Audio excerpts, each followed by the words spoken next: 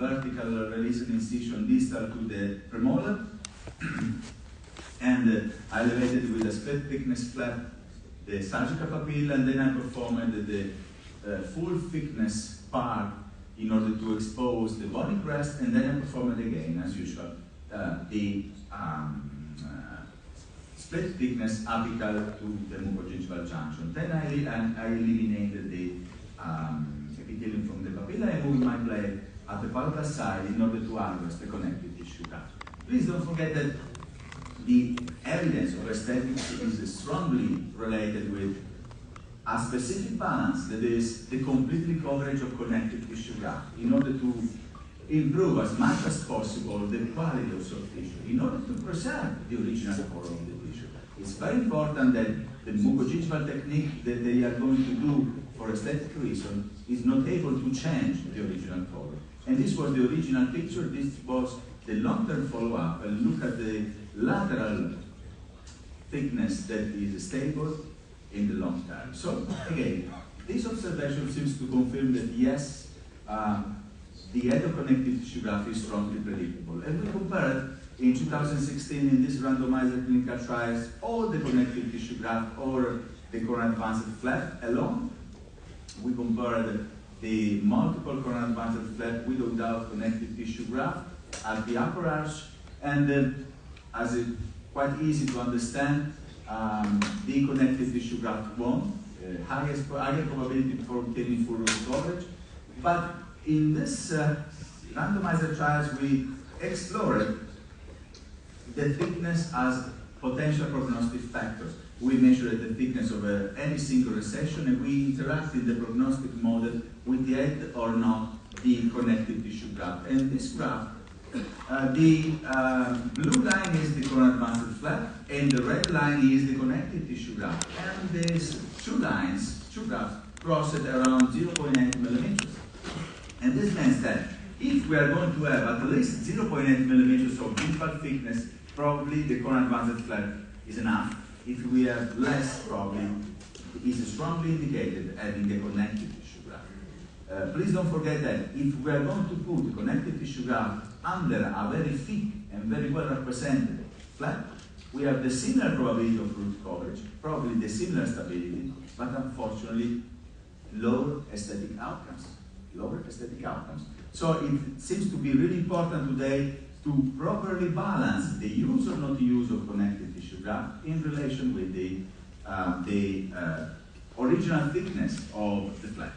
So this type of approach, according also to the observation by Professor De Santis in Università San Raffaele in Milano, probably may strongly help clinicians in performing today the multiple coronal advanced flap with or without the connective tissue graft. A very difficult case to have gingival recession from central incisor to the first molar, a very similar condition at the left and right side. The green area represent area where the KT is enough. The blue area represent area where the KT probably is not enough, is not adequate for root coverage. And the blue area represent the area where the CJ is need to be reconstructed before surgery. And this was absolutely the same also in the other side. So I planned to do a double surgery that you can see in the video. It's a double, multiple coronal advanced flap and connective tissue graft. According to the original design from De Santis and Zucchelli, this was a multiple flap with no vertical incision from central incisor to the first molar.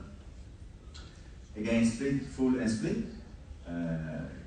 It's obvious, but it's very, very important to eliminate any tension and to preserve all the thickness of residual KT.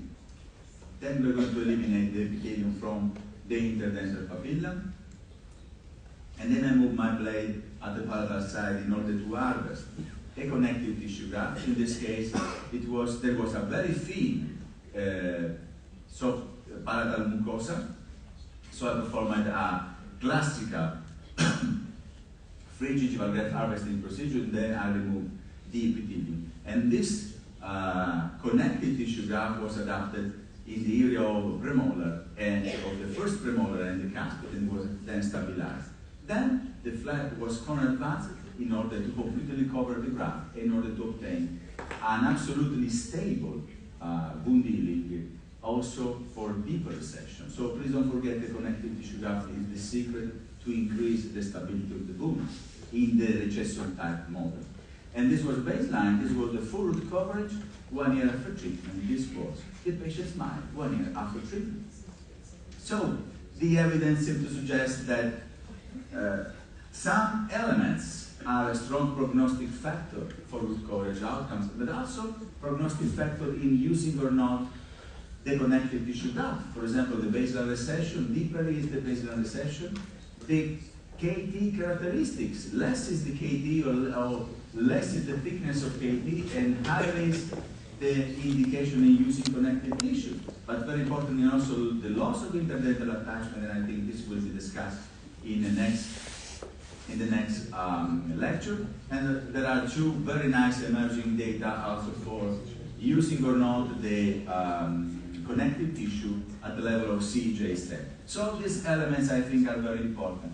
And it's my personal pleasure to show now, and probably I think it's the first time that I show, this was the surgical video, this was the live surgery that I performed in 2019 for Sepa, for the international meeting for Sepa. I was in Florence in my peri department, and Johan Zavalei was a beautiful chairman, and I performed a multiple corner advanced flap from a central incisor to the first premolar, where I was under the surgical microscope. And so this is a classical multiple corner advanced flap. And also I performed a connective tissue graft at the deeper resection that was the first premolar. So it's very nice for me to show now the final outcomes of this procedure. The Sepa president was at the time Adrian Guerrero, and this was the final stability of the flap, and this was the baseline condition, and this now are clinical outcomes at the end of the story. So it was nice for me to share the clinical outcomes of this procedure. So today, very frequently we face with this type of case, patients requiring aesthetic outcomes with a multiple recession. So the single assessment of the recession in relation with the residual soft tissue condition is very important. And I treated this huge clinical case, I believe, with a multiple recession, starting with a multiple corner advanced flap and vertical resensition from the right cuspid to the left first premolar. I tunneled the interdental papilla, and I put only a single connective tissue graft for the deep recession and the thinnest KT. And this is, at the end of the story, the final outcomes. So it's possible to manage very difficult case with very reduced morbidity today, because we are able to really understand the soft tissue behavior after surgery. And this is the last clinical case, a very difficult clinical case, multiple recession, deeper recession at the level of cuspid, and I performed a multiple corner advanced flap from the right cuspid to the left premolar. Again, there are several important surgical steps, from the design of the interdental papilla, the surgical papilla, the split thickness elevation of the papilla, the creation of a perfect developed vertical resensition. It's not easy. For example, the full thickness part, we should be sure that all thickness of KT is completely preserved, and it's very, very important to gently move the blade in the apical part to separate the muscle insertion from the alveolar mucosa in order to advance the gingival margin. In this case, also I performed the tunneling of the interdental papilla between the two incisors. So, several important surgical steps. Then I put only three single connective tissue graft. I do not believe that the not controlled increase in thickness represent aesthetics in this type of case, but I strongly believe that single adding of connective tissue graft may promote the single stability of the recession treatment, and I put a connective tissue graft at the level of cuspid, and also a single connective tissue graft at the level of central incisor, so showing loss of interdental attachment. So this was baseline condition, and this, at the end of the story, the final outcomes and the final patient smile. So again, a very difficult case treated by controlling morbidity. And these are my personal conclusion. I'm happy to be in time that flap surgery based on coronal advanced flap is strongly supported today in perioplastic surgery. We have stronger evidence that some prognostic factors as baseline KT, amount of recession, and loss of interdental attachment are predictors of root cause outcomes, but it's very, very important that in order to achieve aesthetic outcomes, the interaction between connective tissue and the flap thickness should be very well balanced. Thank you very much for your attention.